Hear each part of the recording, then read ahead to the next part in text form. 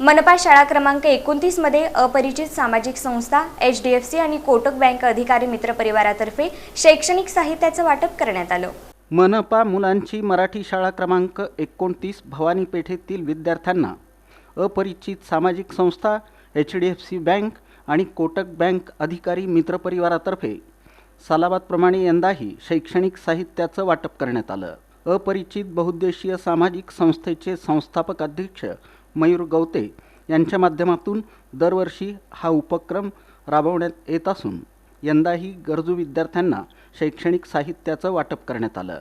या प्रसंगी अनिरुद्ध पालखे, प्रकाश पाटील, लक्ष्मण शिंदे, अनमोल ढवळशंक, विकास इंगळे, अंकिता कामुनी, रुपेश दुधनी, अक्षय कांबळे, संकेत बावळे, विद्युत क्षेत्र तांत्रिक कामगार युनियन पुणे प्रादेशिक संघटक सुनील काळे यांची उपस्थिती होती। कार्यक्रमाचं सूत्रसंचालन अरुण डोके यांनी, प्रास्ताविक मुख्याध्यापक नवनाथ माळी यांनी तर आभार प्रदर्शन अविनाश हिंगणे यांनी केलं।